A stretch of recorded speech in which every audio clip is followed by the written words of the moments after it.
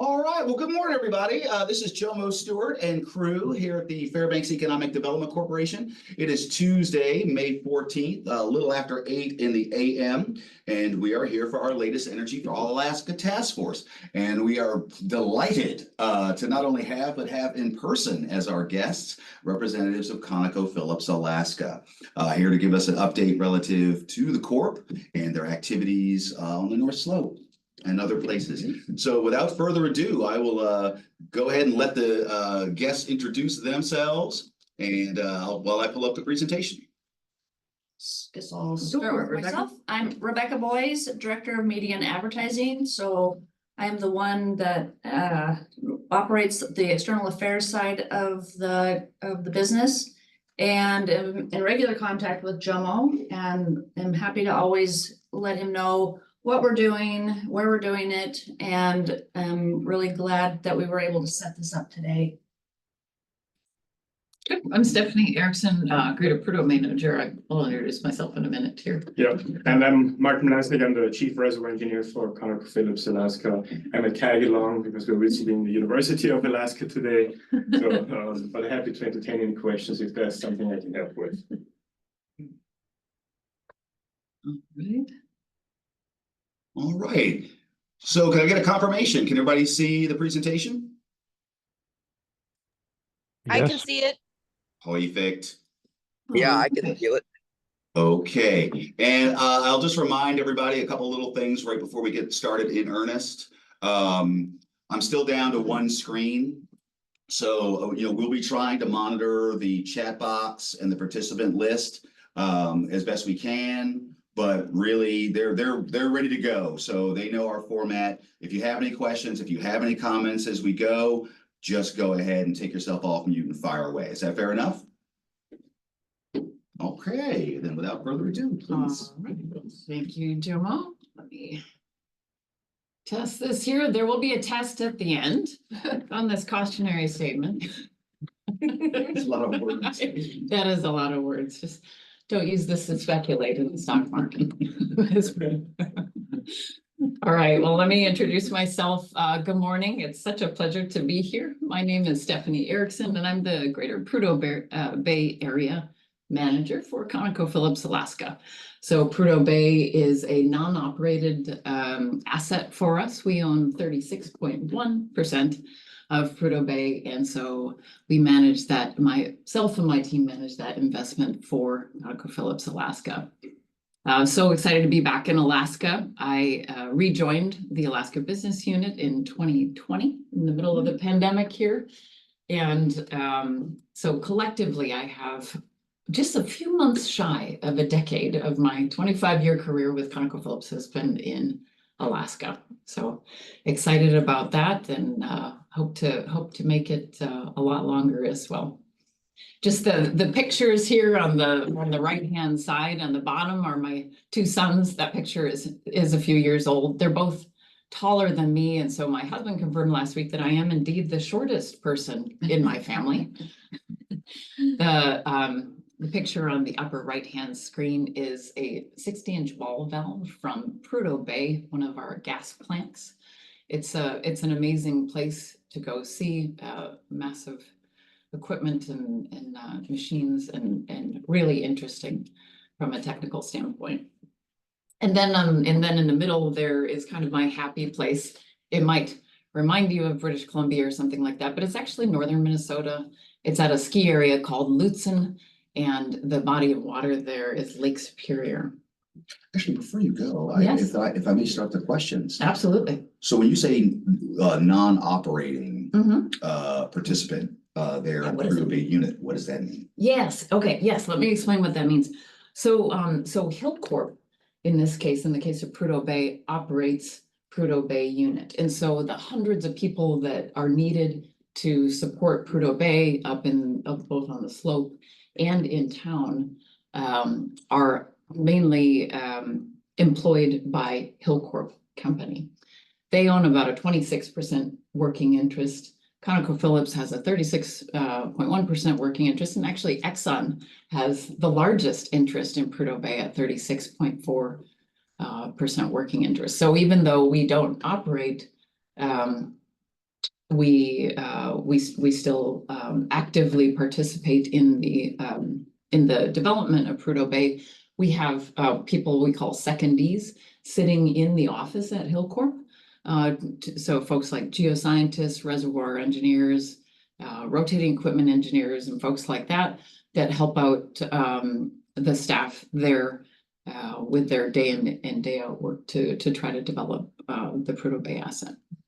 Does that make sense? Yeah, so operating is in, you all are making, or you're producing resource, actively working to produce resource within the Prudhoe Bay unit, Mhm. but essentially they have the overarching responsibility. Yes, yeah, that's fair. That's Okay, fair. okay. Yeah, and just like ConocoPhillips has the overarching responsibility to, we operate the park field, but there are minority interest owners like Exxon in the park as well. Okay. Kind of the same thing. So Hillcorp operates a number of fields up on the North Slope, and so does ConocoPhillips. So we can go over that in some more detail.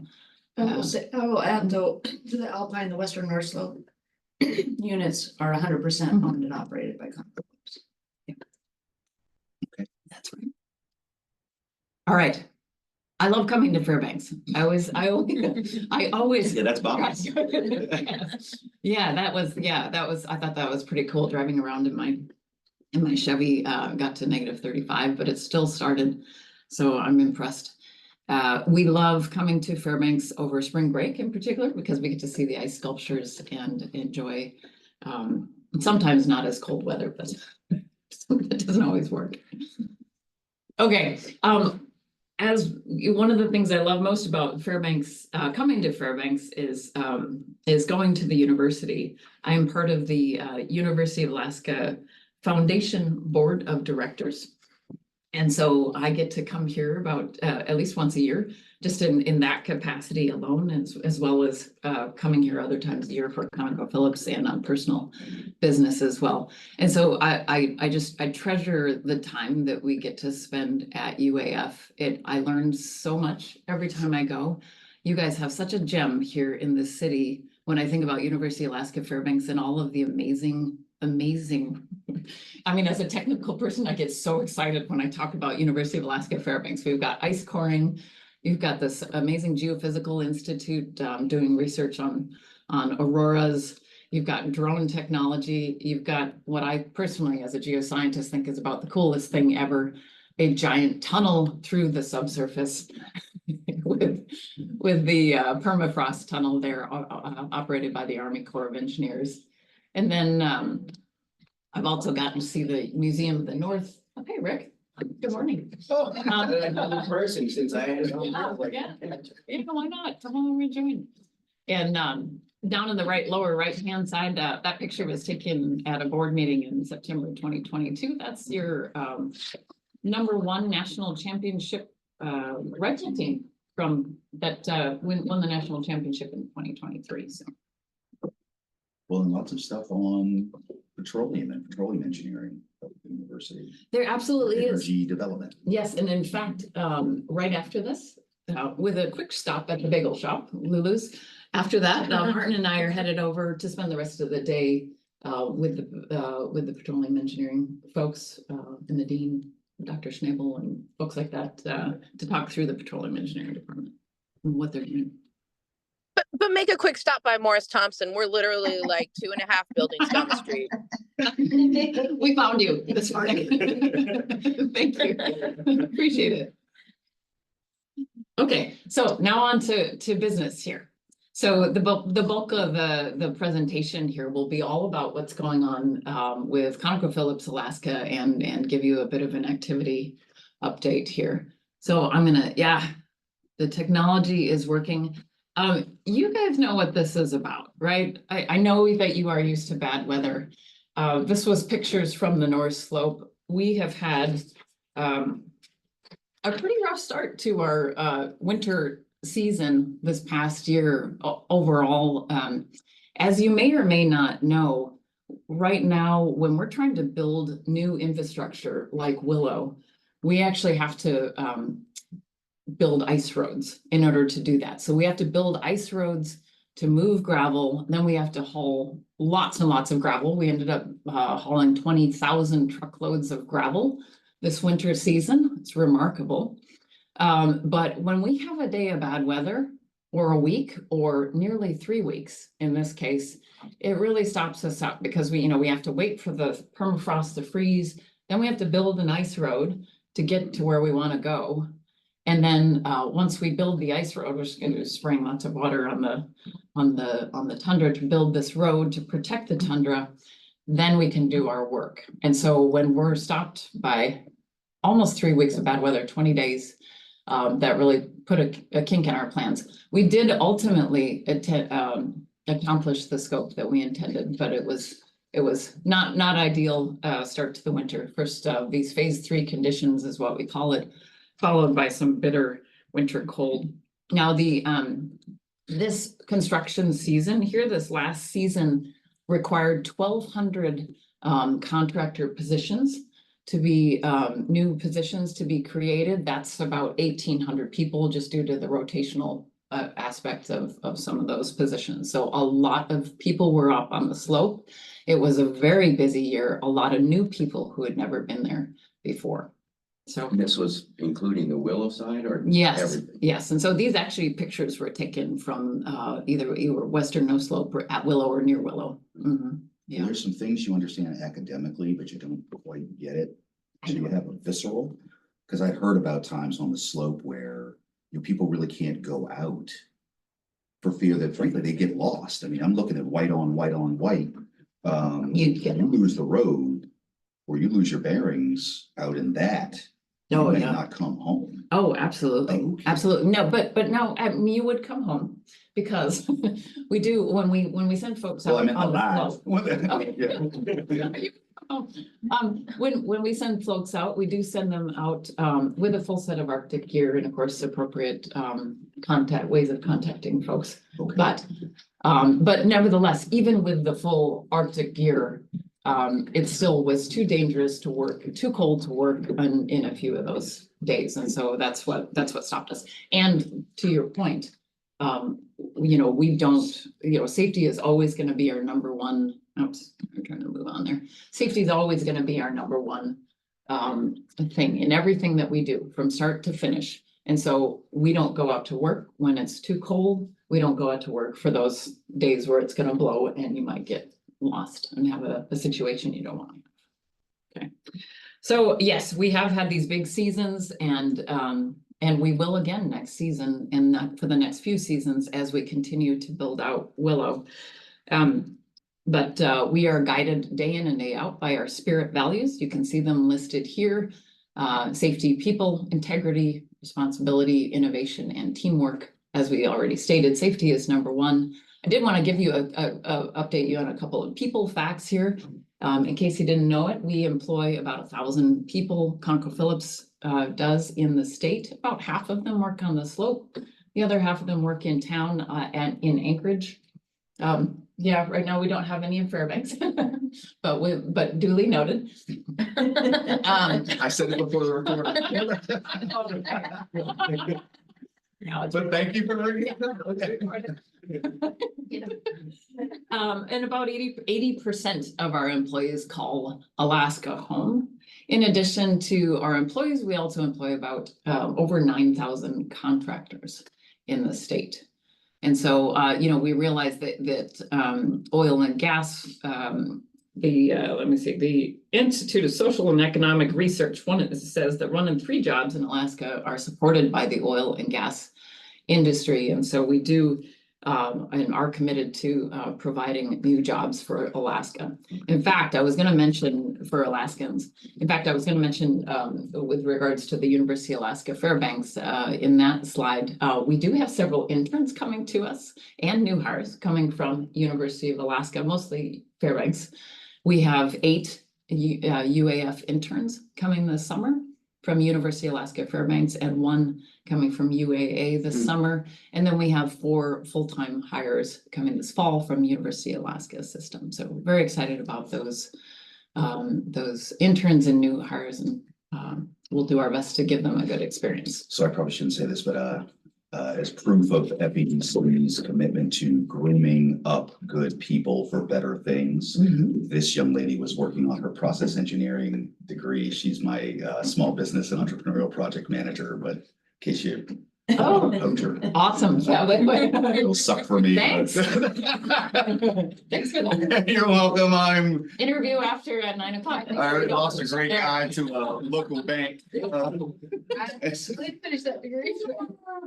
Well, okay, so this is a North Slope activity map. This was published by the Department of Natural Resources, the Alaska DNR here in December. The point to this is that there's a lot of activity going on the slope. It is so busy up there. So just real quickly on the right, you've got three companies here who are doing some exploration work to the south and west of Point Thompson here. And then coming over to Prudhoe Bay, Hillcorp, as we stated, operates Prudhoe Bay. They also operate Milne Point. And so we've got, or will have 4 rigs operating between those 2 assets. And then PICA is in full that's a Santos development. And so they're working on their development, building out PICA to enable production there. And then we operate at ConocoPhillips, we operate the Park River unit here, Colville River unit, Greater Moose's Tooth, and then Beartooth. And this Beartooth is where Willow is here. And so we'll zoom in on that part of the map and go over more in quite a bit of detail here. So I will. The split between state land and federal land is right over there by PICA, is it? Yeah, actually, I've got that in a separate slide. Okay. Let's see. Here it is. Oh, no.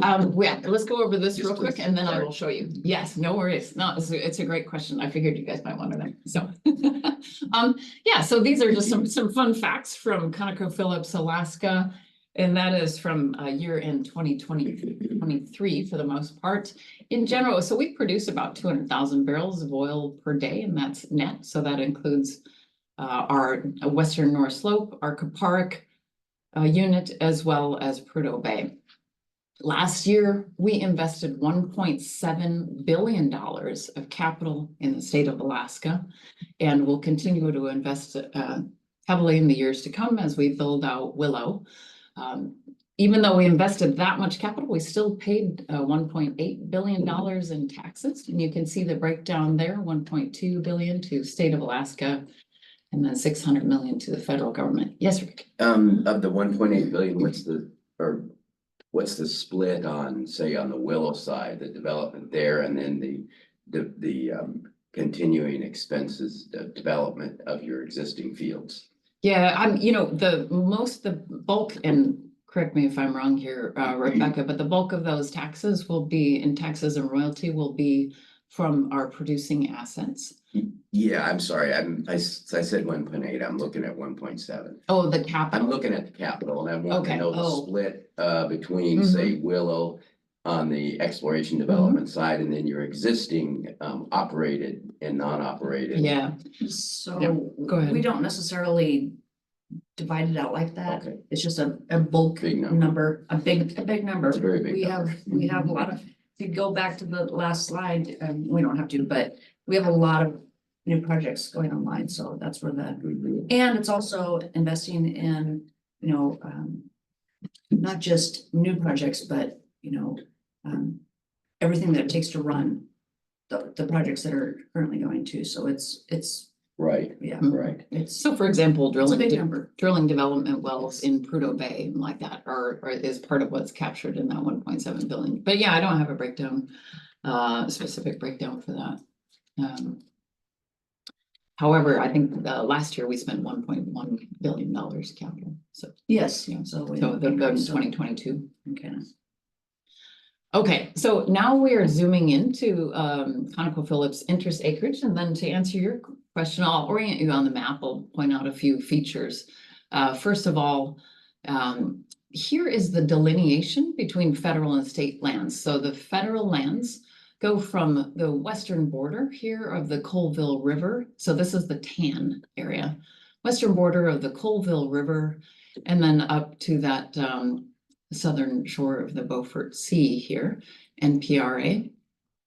that in tan, and then the white represents state lands here. And then the orange represents our ConocoPhillips interest acreage. We'll go over that in a minute. And then the green line here represents a system of pipelines. There's a lot more than that, but this is the system of oil pipelines that take the oil, or in the case of Willow, dotted pipelines, so pipelines to be that will take the oil all the way from our western acreage all the way back to Pump Station 1, and then down the Trans-Alaska Pipeline to get to Valdez.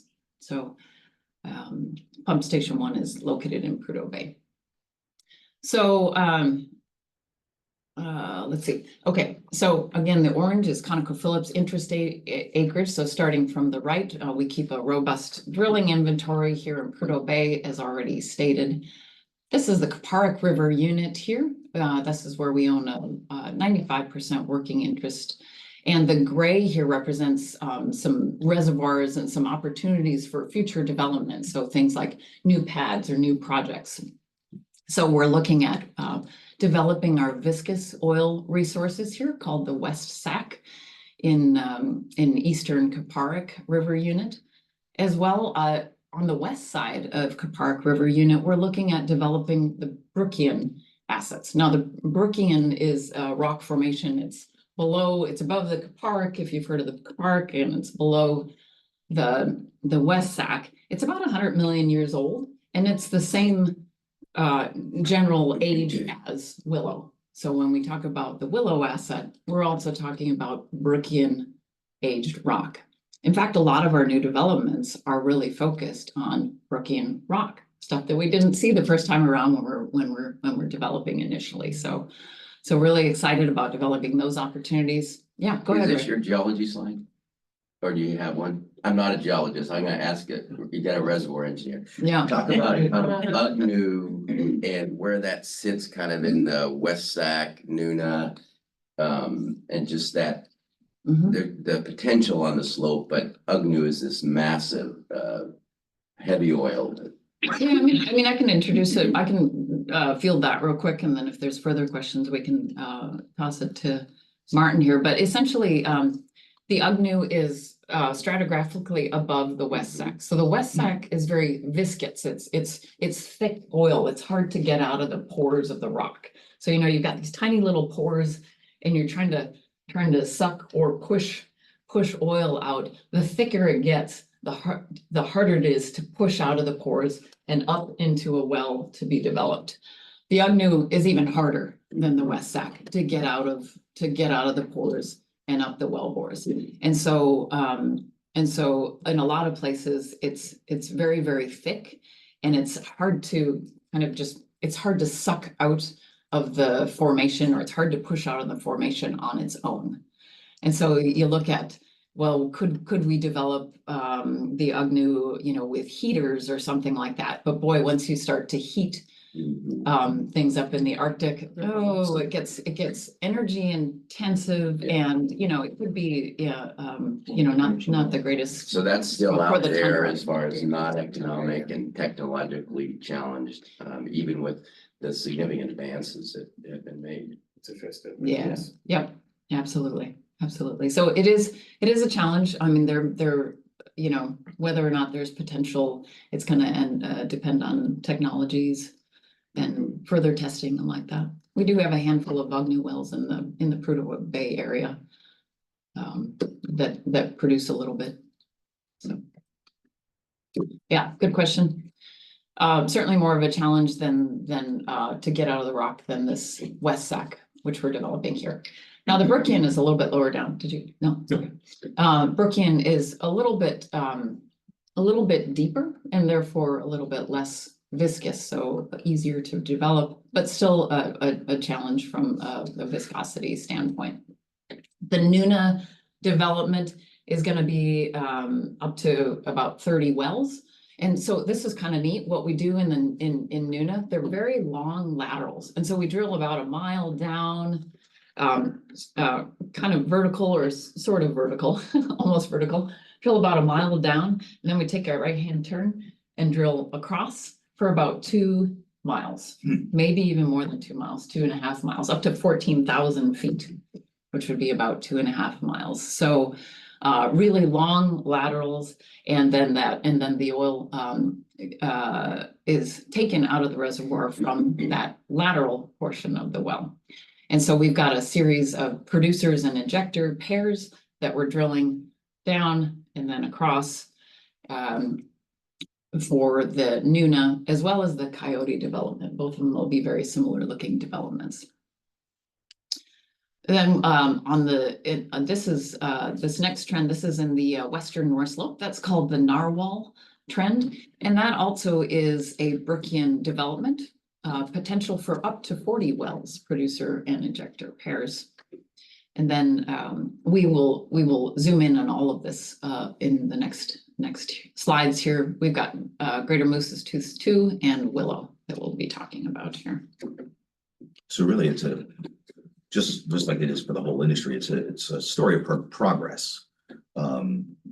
As technology improves, because we've essentially gone from straight holes and lots of straight holes to being able to punch a hole and more spider web under the ground. Yeah, we've got a kind of a fun visual coming up in the presentation where we can look at that as well. But absolutely, we've gone from just drilling the vertical wells to drilling a long ways out. It allows us to reach a lot more acreage with minimum, while minimizing our surface footprint.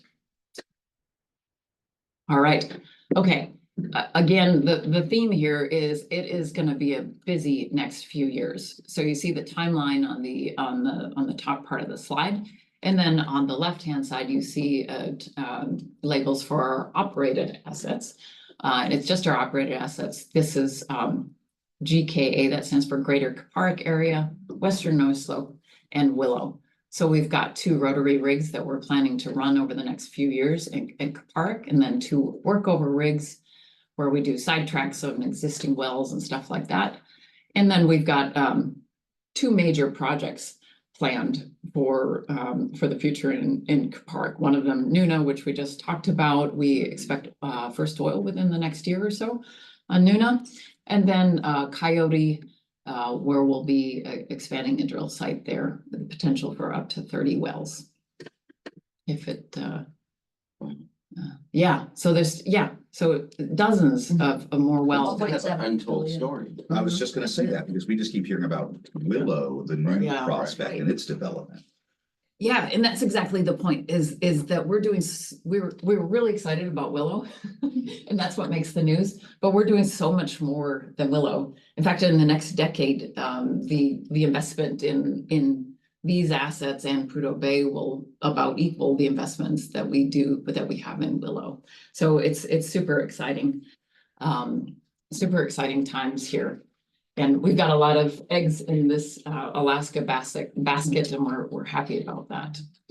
Now on the bottom here is Willow, is a timeline for Willow construction. So we have some module fabrication that we're currently doing. We'll tell you a little bit more about that. We have a picture of that coming up. And then so we're fabricating the Willow Operations Center right now. We'll be installing that in 2025. And we'll be working the engineering and fabrication and installation of the Willow Central facility out for the next few years.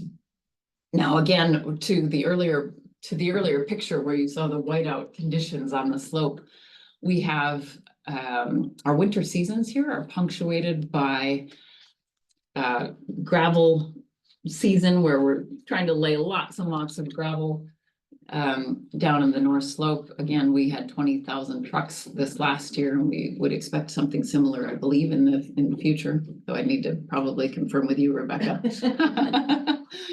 And we're also putting pipelines in place in 2024, 2025, and 2026.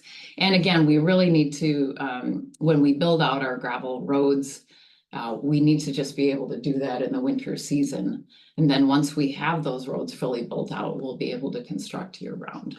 So what you're saying is when you build out these gravel roads, you're building it like in 24, you built this section, in 25, you built another 3 miles, 26, another however many miles is what you're referencing. Yes, that's Okay. right. And so we'll look at a map. I don't have the exact timing of all the gravel roads, Right, but Yeah, yep, that's exactly right. And that we need to start on the eastern side and we're moving west when we build our gravel roads. Okay, Mhm. thank you for the Well, clarification. this almost implies, or you can tell me if it's almost or does. So I see for the laying of the gravel, it's always in say Q1 or Q2, which would be January through, say end of. Yeah, well, end of April. End of April. So that implies that, it does take a while to lay enough water for the ice roads that carry the gravel. So that must happen in, say the late, say Yeah. Q4.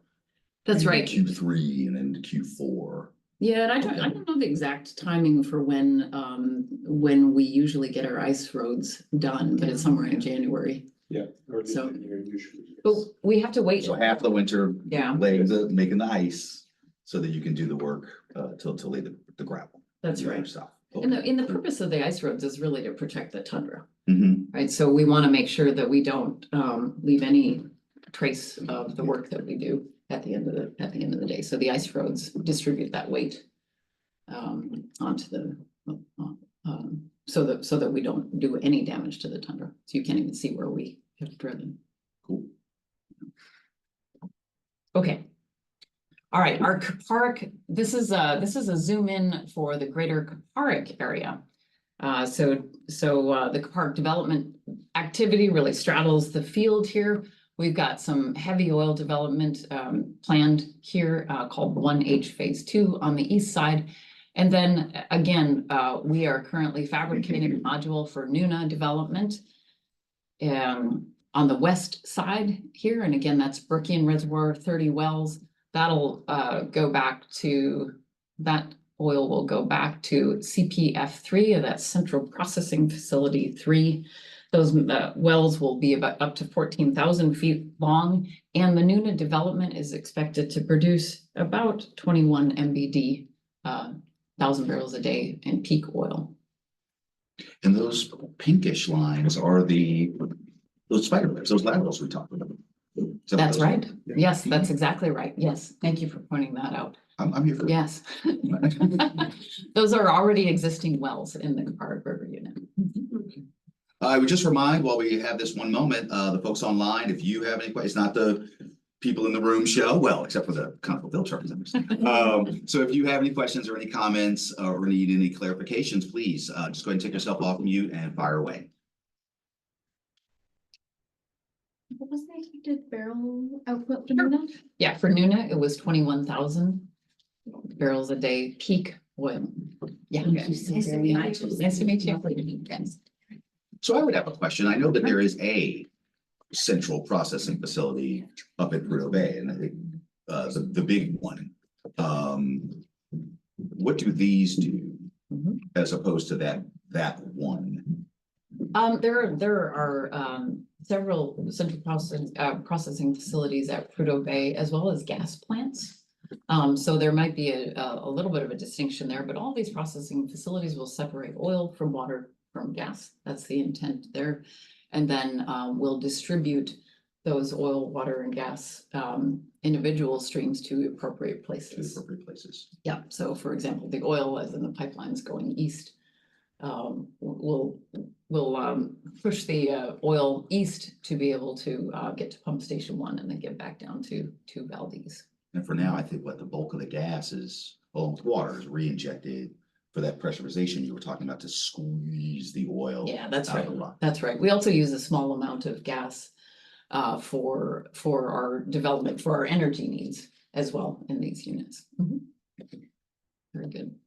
Okay. All right. So we're moving on to western. So we're moving west here. So if you remember the orange map, we're moving west to now Colville River Unit, Greater Moose's Tooth, and then this is the Beartooth Unit that Willow will someday occupy. And so so lots of activity. The whole point here is that we have had some of the busiest season that we have had in years in early 2024 here. And you can see the stats up on the upper left-hand side of the slideshow where you have we've produced 150 miles of ice road. So picture that. I mean, you think of the work that it goes into even just building 1 mile of ice road, and we actually built 150 miles of ice road this year. a bit of an ice pad as well, and those are denoted in the kind of the blue tracks that you see here. A lot of that ice road, but not all of it, was in service of the Willow development here. But just to do a couple of highlights, again, this is the area where we're looking at what we call the narwhal development. That's Burkean. In the CD2 area, this is a development called the Fjord West Kaparik. This is some of the this is where we have drilled some of the longest laterals on the North Slope to date. We'll show you that in just a minute, so hold that thought, but that's in this Colville River unit here. We've got little tents here that just represents different camps moving about the fields. In between the fields, that's just one camp. That's for a drill site. Oh, it's moving over here. And then we've got rigs that are moving as well. One's called Doyon 25, D25. One's called Doyon 26. That Doyon 26 is one that you'll see on the next slide that is part of our extended reach drilling program. And then some of the non-drilling related work that you see here is related to Willow. And so this is the mine site where we get our gravel from for Willow, and then we take that gravel and bring it over to So you're digging your own gravel pits essentially is what you're saying? yeah, Okay. yeah, exactly. That's great. It doesn't have to be trucked up then, like you're not having to get it from here and truck it up. Like that's a huge expense in general with gravel, so. That would make it logistically very challenging. Yeah. For sure. It's super costly. Yes. Well, but speaking Yeah, of for sure. broader economic development and economic impacts, Mhm. Doyon drilling wells. Yeah, there we go. From our own local Doyon corporation. Awesome. Awesome. Very good. Okay, so yes, speaking of the Doyon extended reach drilling rig, this is an impressive drilling rig. So what this is kind of what it does for us here. Well, first of all, let me back up. So this is an example from the Fjord West Kaparik development area. That's the one that was kind of right in the middle of the Colville River unit. About 2 years ago, we had first oil from the Fjord West Kaparik development through a record-setting well. It was over 35,000 feet long. And so picture drilling down, but then out, oh, what is that? 4 miles, something more than 4 miles. Almost 7 miles. Pretty, oh, yes, yeah, fair enough. I'm thinking of there's a Okay. there's a vertical component that's about what, 7,000 or 8,000 feet. And then, yeah, about 5 miles, 5 or 6 miles in the lateral direction. So really just amazing technology here that we're working with. And this is why we do it. You see here in 2016, we would have something like a 12-acre gravel pad, and we could access about 55 square miles of reservoir with that 12-acre pad. Now we can have the same pad but access 154 square miles with this extended reach drilling rig. So pretty impressive technology advancements that allow us to access a lot more reservoir while minimizing surface footprint. And so this is kind of a fun visual here. This is a graph that shows the longest wells in Alaska, starting with in 1999, actually.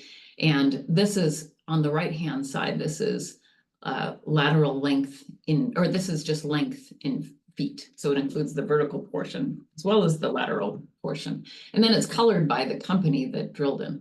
A BP And yes, to start. to start. But you know, we are ConocoPhillips, and so you know where this is going. And so if you watch you can watch the clock through 2007 to 2009.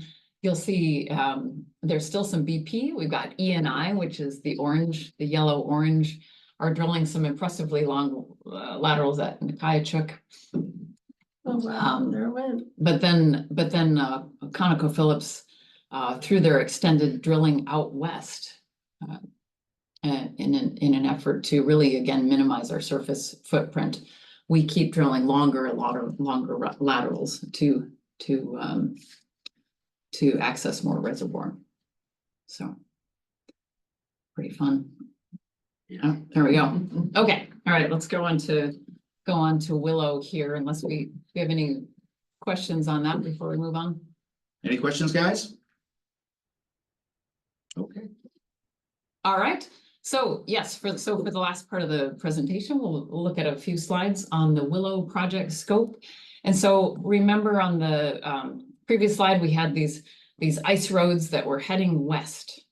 Okay, now we're this picture, it's not really a map, but more of a picture, is depicting those eventual gravel roads that are going from Greater Moose's Tooth area over to our Willow Central Facility and other areas. And so we'll have roads that go to the central facility, and then roads that go up to our 3 drill sites, Beartooth 1, Beartooth 2, and Beartooth 3 here. Those 3 pads will have up to 200 wells combined in to support Willow. So there'll be a combination of producers, injectors, and disposal wells. Now, this Willow Central Facility is going to be capable of processing our expected peak oil rate, which would be up to 180,000 barrels of oil a day. So really impressive expected rates out of that, as well as be able to process some gas and inject water as well. And you can see some of the other words which kind of describe the scope of some of the work that we're doing for Willow here. Again, really the first half of the year that we've been working on so far this year has been executing our winter construction season to get some of this initial gravel lay down. And just so I'm clear, when we talk about, say, 200 wells, that's not 200 individual holes so much as 200 laterals coming from Central, or are we talking? It actually is 200 up to 200 individual holes. Oh, yeah, okay. Okay. Yeah, and yeah, whether or not, how many laterals are coming out of them, I don't have those details. I'm not sure if we've really worked that out yet. Yeah. That's fine. Fun fact though, speaking of those wells, we do plan on pre-drilling some of those wells. So about 2 years ahead of time in order to be ready for first oil in early 2029. Oh, wow. Yeah. What's the throughput these days on taps? Isn't it like 500,000 barrels? Yeah, it's a little bit less than that. A little less than that. Yeah. I have to look at the website, but I want to say it's about 450,000. Yeah. So we like this. Yes. Yes, it's a fantastic addition. Okay. I mean, yeah, like on on a state strategic production basis, again, the throughput on taps it's getting worryingly low. There are low flow limits, for the taps, the website that they keep up. So this will definitely help extend the life of the fields on the North Slope. Absolutely. Okay, so let's zoom in a little bit more on 2024 Willow activities. So first of all, WOC stands for Willow Operations Center. So our module fabrication, which is on the Gulf Coast, continues for the Willow Operations Center. It is expected to be complete in Q2 2024, which is about now. So really any day now, we expect that fabrication to be complete. And then we expect to be installing it starting in early 2025. We will be about 80% complete on our Willow Central Facility detailed design by end of 2024. Now that Willow Central Facility is the facility that will process that 180,000 barrels a day. And so then continuing with fabrication activities and like that for the next few years, and then expecting installation after 2027 and later for that Willow Central facility. And as we already talked about, lots of staffing ramp up to support all of this all of this great activity. Can you talk about that a minute? I know it's been a challenge to find quality personnel and a lot of that you rely on the trades to bring folks in. Mhm. But just can you talk about the challenges there and how this year was and how you're seeing the workforce going forward? Rebecca, do you want to take that one? Sure. That 1,200 construction personnel, you know, those are our contractors. So they have been aware that, you know, of this construction season. And we're helping them ramp up for their people. Like we said, like Stephanie said, when she was showing the phase 3, a lot of the people are new to the slope work. So it's a newer workforce. So now they're gonna be seasoned. So next year, you know, they'll either come back or they'll say, no, thank you. So, yeah, and we're always, you know, we have 1,000 employees. We want to support our contractors in helping them with their personnel. So we do whatever we can to help them. But a lot of it is up to their recruiting efforts. Yeah. Are these contracted construction employees, are they predominantly in Alaska hires or are they out of state contracted hires? So, you know, there's a lot of activity going on the slope. So we, in one of our slides, it's not in this one, but it's on, I believe it's on our website. We have predominantly between us and our contract workforce about 80% Alaska residency. Okay. So I don't know that it stayed that way with the 1,200 that we added this year. But we like to hire Alaskans and we like our contractors to hire Alaskans. Okay. Get the dollars in the state. And I guess my question would be, how does that, so I noticed on the broader map, you have a village literally right there, kind of in the middle of all of it. So how is all of this affecting the village, but also employing them and helping their community? Rebecca, you got So, that? yeah, right, yes. Erickson is the town, the village that is right there. We have village liaisons that are actually in the town. They're actually from the town also that go back and forth. So they are the liaison, if you will, between operations and the village. So they take concerns back to our operations, or they take things that the operations needs to tell back to the village. So we have people in-house that are in communication with Noixit at all times. And what kind of growth or positive have they seen from all of Oh. this over the years? Like, A lot. I mean, we supply all their gas free of charge. oh, wow. So they have that. They are part of the taxes and royalties that they are one of the villages that benefits. Okay. I don't think have we've all got of some. those sorts of stats. We have Yes. North Slope Borough. There we go. Yeah, so the slide here is just some stats and figures on the Willow Project benefits, where we have some expected benefits. Of course, we don't know the exact numbers because we don't have our exact production numbers and stuff like that, but we do see significant economic benefits to the state as a result of this project. And you can see an estimate here for the North Slope Borough. Yeah, revenue from property tax, just as an example of some money that will go to the North Slope. We do expect the cost to develop Willow to stay at $7 to $7.5 billion until first oil in 2029.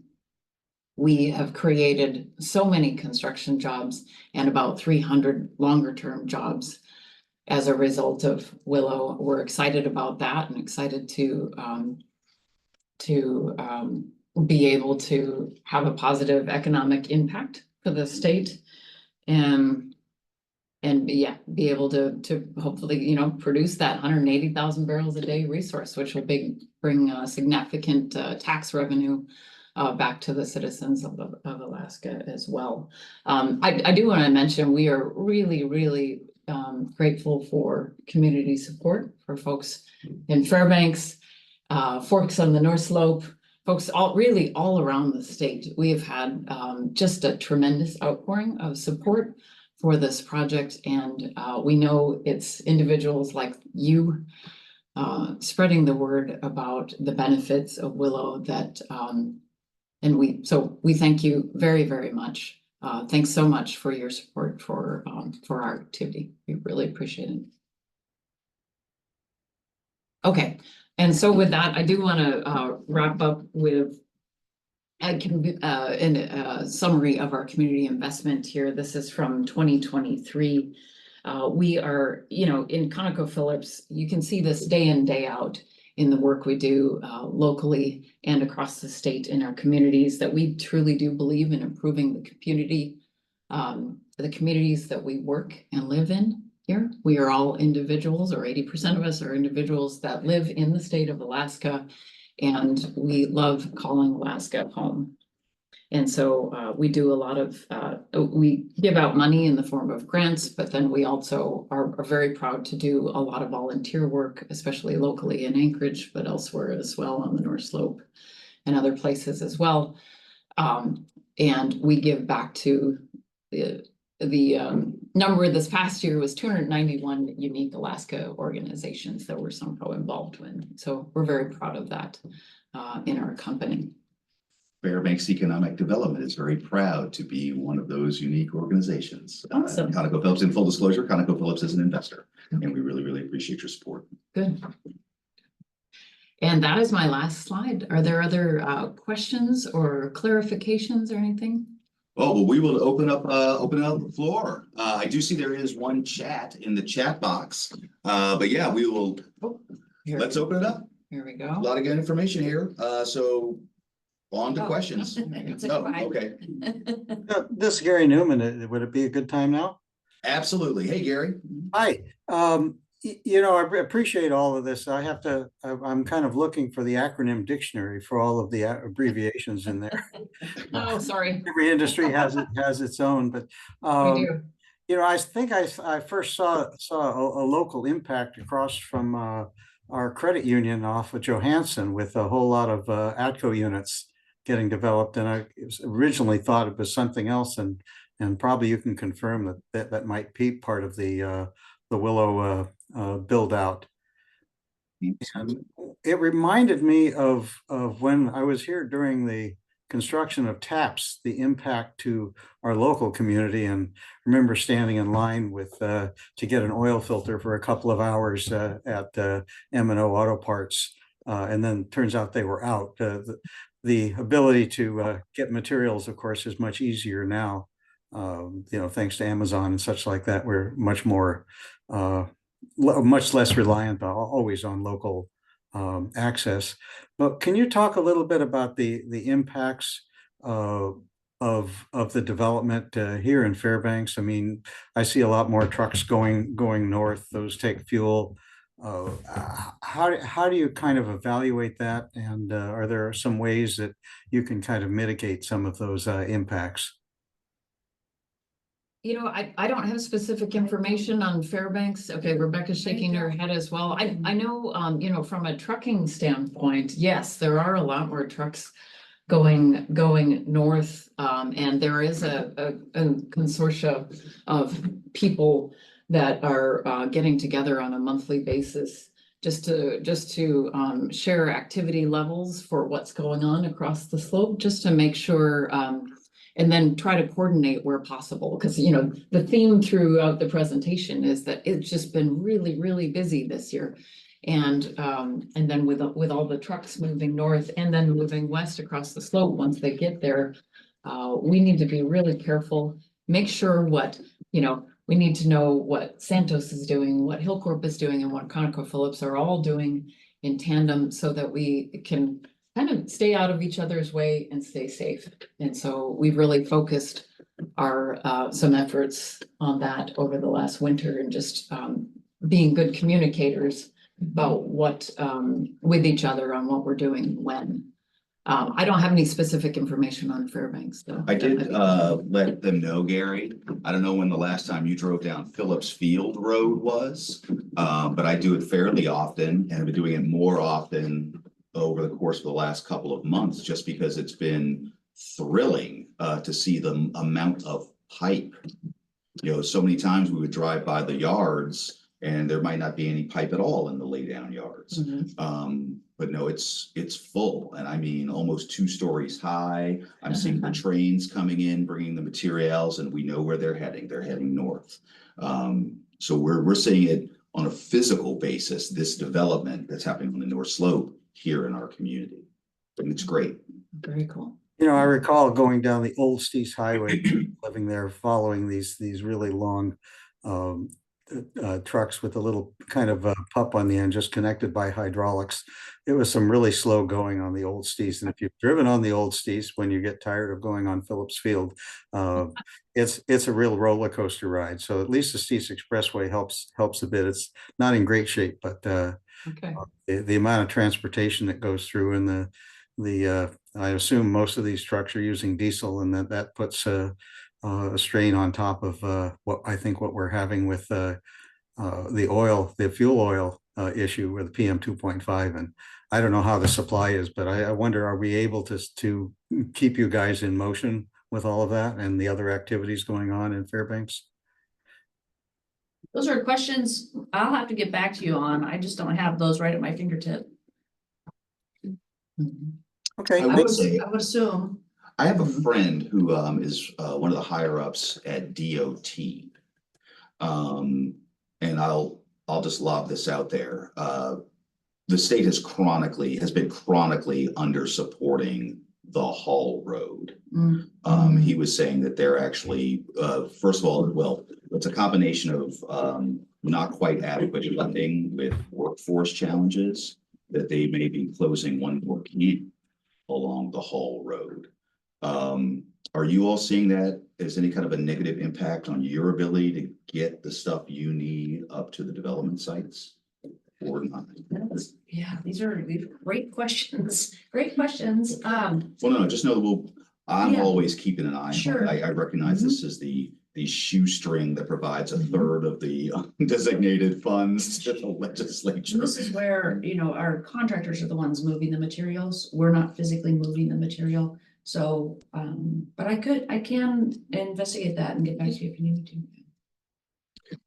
Do, of course, let us know if you hear from any of those contractors, again, if they're having any problems. Because again, this is the shoestring, the underloved shoestring that actually provides a third of the funds that put a new facade on the Lusac Library every year and make sure the Glen Highway could be used for, Formula One purposes every year.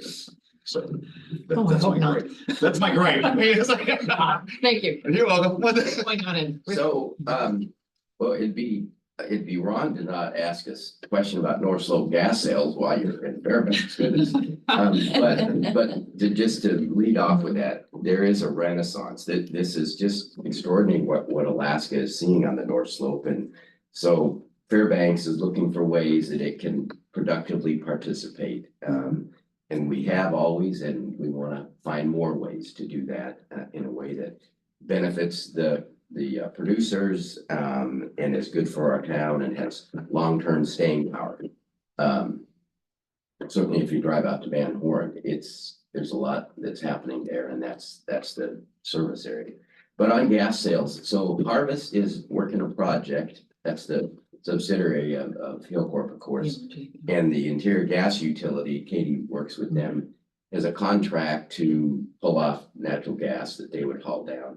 Are you participating? You guys that's Point Thompson Gas, right? So So that's not us. Yeah, you're not leading that. Yeah, we're not leading that effort. And is that all just the Point Thompson Gas?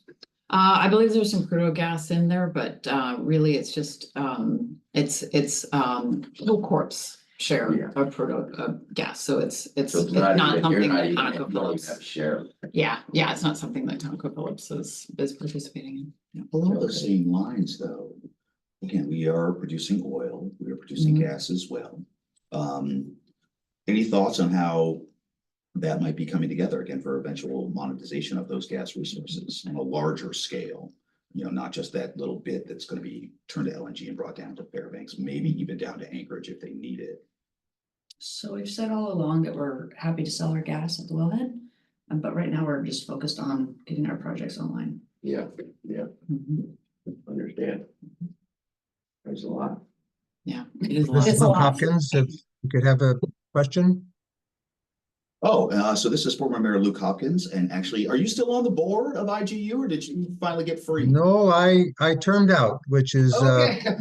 what politicians should do regularly.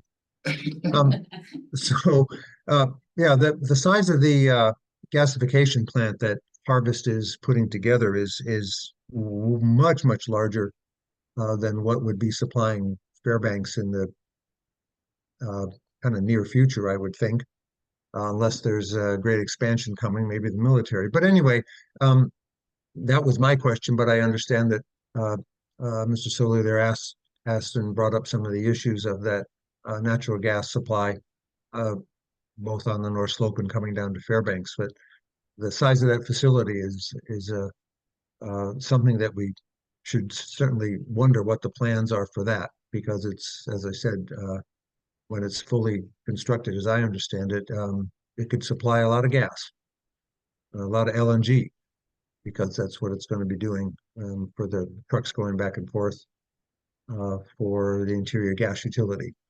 So that'll be starting here in, I think, fourth quarter, from what I recall in our public meetings when I was on the board. So if they're still on schedule, we'll be seeing a lot of that trucking coming in down the haul road.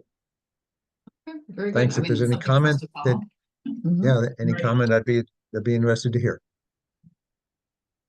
Yeah, I mean, I don't think we don't have any comment. It's really a harvest project with Hillcorp Gas right now. So Something to follow. yeah, for sure.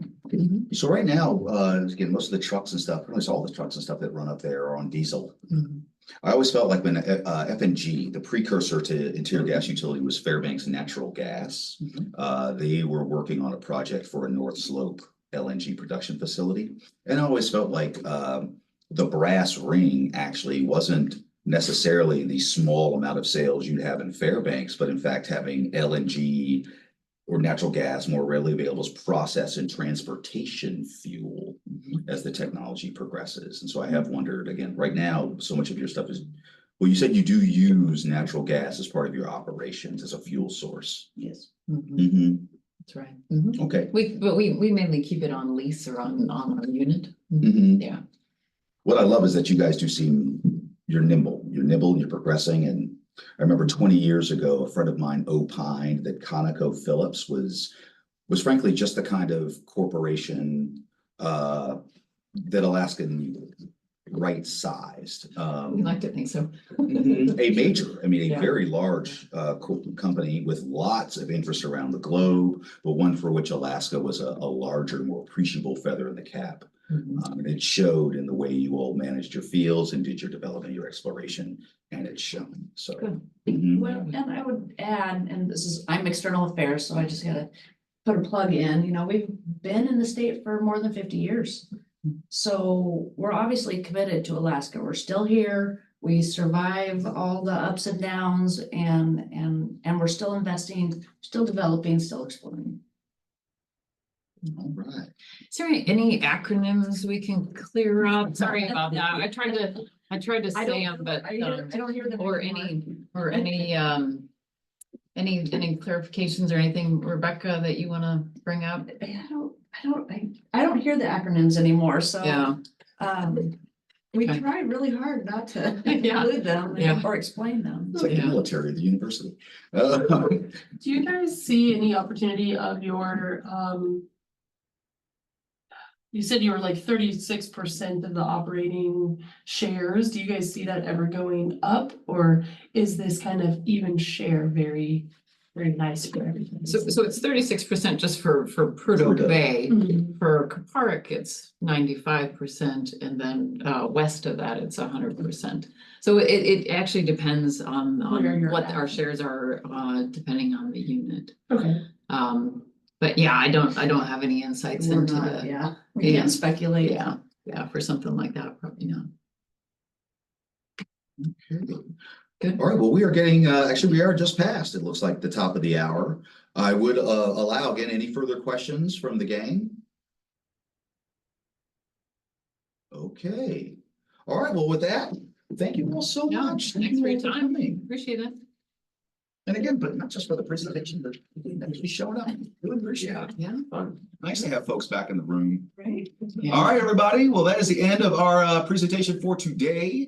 I don't really have anything lined up. Frankly, I've been in Leggy land, just trying to watch what's going on in the legislature. But again, I'll be informing. Just look for the notices. I'll let you know if we've got anything lined up. I would love to be able to have some of our interior delegation come in and kind of let us know how this all lands. But again, I'll let you guys know. All right. Well, without further ado, everybody have a great rest of your day, great rest of your week, and we'll see you soon for the next Energy for All Alaska Task Force. Thanks, everyone.